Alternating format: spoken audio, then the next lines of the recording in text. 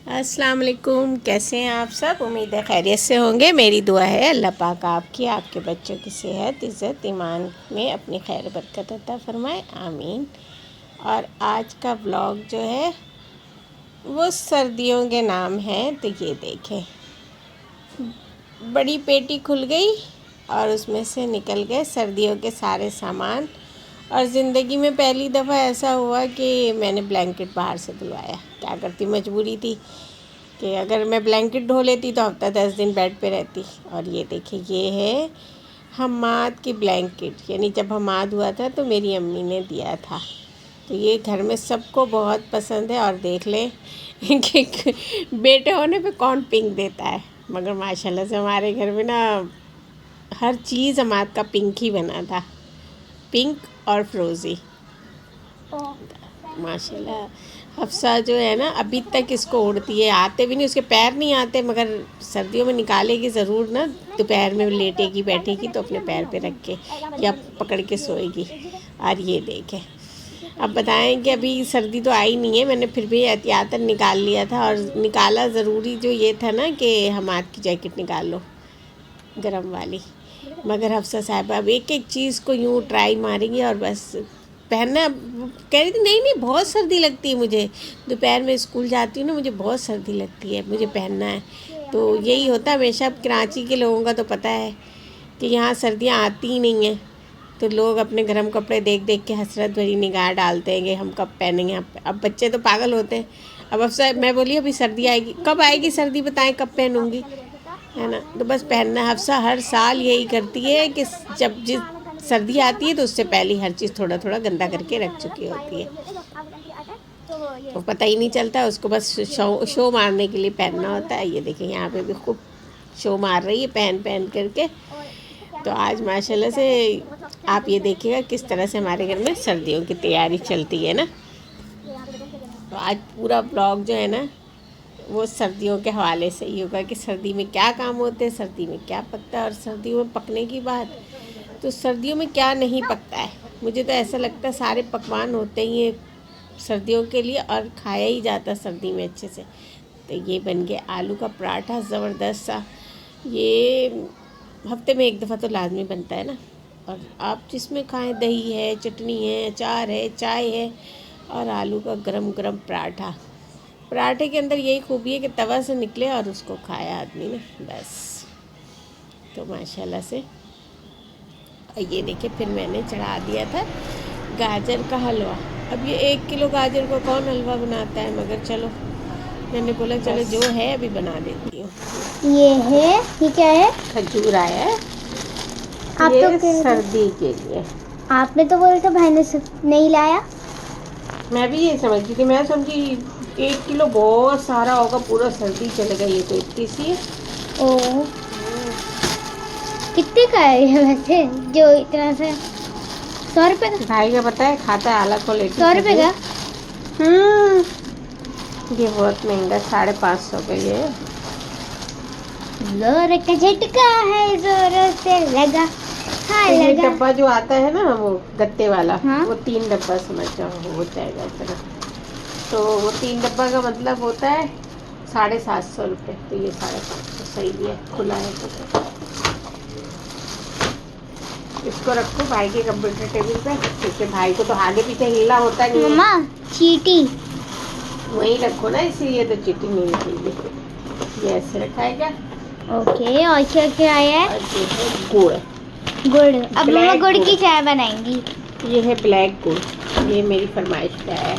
Black गुड़, काला गुड़। ये अम्मी को से भी पता करूँगी। हाँ लेकिन ये तो काला ही नहीं है। काला है, इस काले जैसे पीला पीला सा आता है, देख सकती है काला गुड़। ये काला बहुत नहीं फायदा देता है। उसकी खुशबू सुनो कितना मजेदार है खुशबू? हाय हाय हाय हाय। इसमें बदबू तो नहीं आ रही? नहीं, इसमें एक गुड़ी था ना इसमें। हाँ। धो के रखे थे। और ये चले गया हमारा गुड़, पत्ते जैसे मजबूत है। और ये आ गया तिल। तिल। अम्मा तिल तो मेरे हाथ में है। हाँ ये वाला तेल, इससे बनेगा गुड़ की चिक्की। हैं? चिक्की चिक्की चिक्की। My name is चिक्की। हाँ। फिर वो बोलता रहेगा My name is chikki. My name is चिक्की। खाने पीने की चीज़ें सेट करने के बाद मैं आ गई ये एक फेस स्प्रे बनाने के लिए ना। ये मैं बहुत सालों से यूज़ कर रही हूँ, सर्दियों में ना, गर्मियों में भी मैं यूज़ करती हूँ क्योंकि मेरी जिल्द बहुत खुश्क है। तो मैं तो खैर गर्मियों में भी यूज़ करती हूँ, बच्चियाँ नहीं यूज़ करती।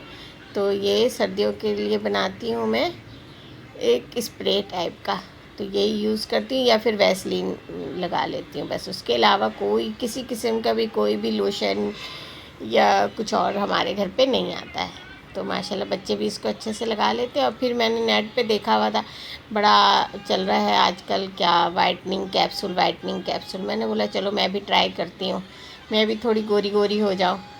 तो उसके लिए मैंने ना ये देखें वाइटनिंग कैप्सूल हमारे नीचे ही मिल जाते पॉलर के सारी चीज़ें ना, तो मैंने पता किया तो मिल गई मुझे आसानी के साथ।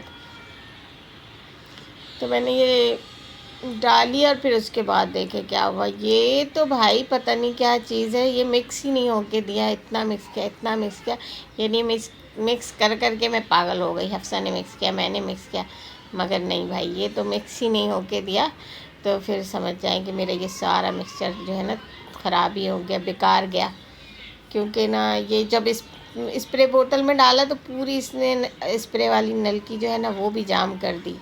तो ये बिल्कुल बेकार, मेरे लिए तो फ्लॉप ही हो गया। अब शायद किसी को कुछ पता हो कि ये किस तरह से मिक्स होता है तो मुझे बताए। तो ये तो खैर मिक्स नहीं हुआ और सिर्फ 2 कैप्सूल थे, तो शुक्र है मैंने पूरे नहीं डाले थे। खैर ये था भी थोड़ा ही से मिक्सचर, इसीलिए मैंने ट्राई के लिए थोड़ा ही सा, ये मेरे ख्याल से 2 चम्मच था, उसमें मैंने ये 2 डाला था। तो ये देखें ये सारा बेकार ही चला गया। तो चलो कोई बात नहीं, मेरे लिए तो वो स्प्रे ही काफ़ी है।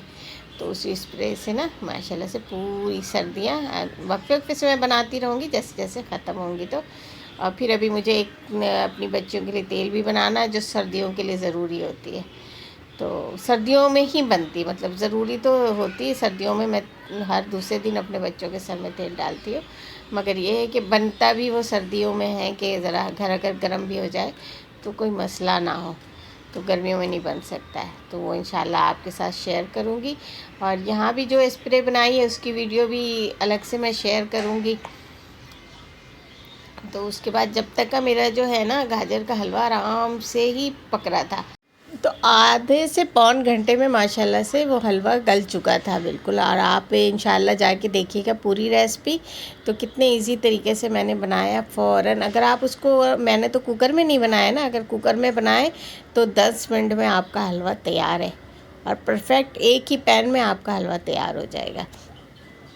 तो मैं इसी तरह से ना बस ऐसे ही है ना रेसिपी बनाती हूँ जो फटाफट से हर काम हो सके। क्योंकि ज़िंदगी के 10 साल ऐसे हो गए ना जब से मरियम को फिट्स आए, तो उसके बाद फिर हफ्सा की पैदाइश हुई, तो ज़िंदगी के ऐसे 10 साल हो गए हैं कि मैं हर काम इसी तरीके से करती हूँ जो शॉर्टकट में हो।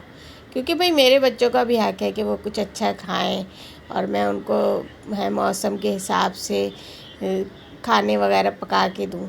तो मैं यही करती थी कि चलो पकाना तो सब कुछ है मगर शॉर्टकट करके करूँ तो ताकि सारे काम हो जाए। क्योंकि देखें घर की ज़िम्मेदारी के साथ साथ मरियम की ज़िम्मेदारी अल्लाह ने मेरे ऊपर डाली है, और वो ज़िम्मेदारी मैं या मेरी फैमिली है, छोटी सी तो मेरी फैमिली है, सब मिल के ही ना हम बहुत खुशी के साथ उसको पूरा करते हैं। इसलिए कि जैसे हफ्सा अपने सारे काम कर लेती ना, तो ये भी अल्लाह की तौफीक ही है कि हफ्सा अपने सारे काम कर लेती। तो फिर मरियम नहीं कर पाती है तो ये भी अल्लाह की मर्ज़ी है ना कि वो नहीं कर पाती है। तो बहुत बल्कि मैं ये बोलूँगी कि हफ्सा से ज़्यादा दिल से मैं मरियम का काम करती हूँ कि चलो भाई वो तो अपने ख़ुद भी कर सकती है ना, मगर मरियम की जो है ना ज़िम्मेदारी हमारे ऊपर अल्लाह ने डाली है, तो अच्छे तरीके से और बहुत खुशी हमें पूरी करनी चाहिए।